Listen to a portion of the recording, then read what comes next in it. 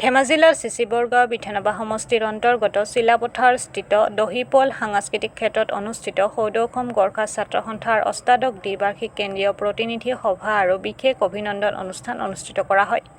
সৌদ অসম গোৰ্খা ছাত্ৰ সন্থাৰ উদ্যোগত ধেমাজি জিলা সমিতিৰ আতিথ্যত আয়োজিত এই অনুষ্ঠানত গোৰ্খা সমাজৰ ঐক্য, শিক্ষা, কৃষ্টি, সংস্কৃতি আৰু সমাজৰ উন্নয়নৰ ক্ষেত্ৰত আলোচনা কৰাৰ লগতে আগন্তুক দিনত জাতিটোক আগুৱাই নি বিশ্ব দৰবাৰত প্ৰতিষ্ঠা কৰাৰ লক্ষ্যৰে বিভিন্ন বিষয়ৰ ওপৰত আলোচনা কৰা হয়। ইফালে আজি উক্ত অনুষ্ঠানত ৰাজ্যিক সমিতিৰ প্ৰতিনিধি সভা অনুষ্ঠিত কৰাৰ লগতে 2025 বৰ্ষত অনুষ্ঠিত HSLC আৰু HS পৰীক্ষাত শিক্ষাৰ্থীৰে উত্তীৰ্ণ হৈ ৰাজ্যখনলৈ গৌৰৱ কঢ়িয়াই অনাৰ লগতে জিলালৈ গৌৰৱ কঢ়িয়াই অনা ছাত্ৰ-ছাত্ৰীসকলক বিশেষ সম্বৰ্ধনা জনোৱা হয় বুধবাৰে আবেলি প্ৰায় 3 মান বজাত। আজি উক্তখনত সাংসদ প্ৰদান বৰুৱা, সংগঠনটোৰ বিষয়ববীয়াসকল, গোৰ্খা ৰাইজৰ জ্যেষ্ঠ গণ্যমান্য ব্যক্তিসকল, আমন্ত্ৰিত অতিথিসকল, লগতে অঞ্চলটোৰ একাংশ জ্যেষ্ঠ গণ্যমান্য ব্যক্তিসকল উপস্থিত থাকে। হয়, সৌদ অসম গোৰ্খা ছাত্ৰ সন্থাৰ অষ্টাদশ দ্বিবাৰ্ষিক অধিৱেশনৰ আজি প্ৰতিনিধি সভাৰ ইতিমধ্যে ৰাতিপুৱাৰ পৰা আমাৰ সম্পূৰ্ণ কাৰ্যসূচীবিলাক সুচাৰুৰূপে পৰিচালনা হৈ গৈ আছে।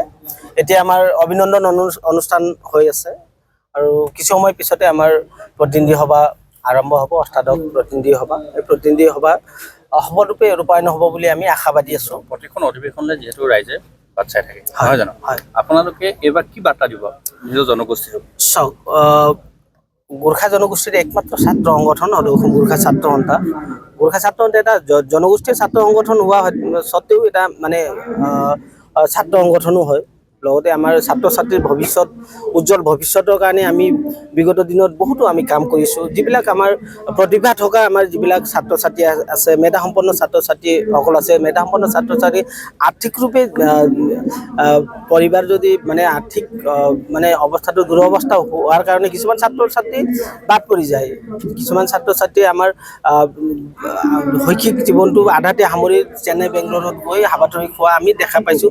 এই ছাত্ৰ ছাত্ৰীসকলৰ কাৰণে আমি বিগত দিনত বহুত কাম কৰিছোঁ। যিবিলাক ছাত্ৰ ছাত্ৰী মা দেউতাই পঢ়াব নোৱাৰে তেনেকুৱা ছাত্ৰ ছাত্ৰীক আমি পঢ়াইছোঁ।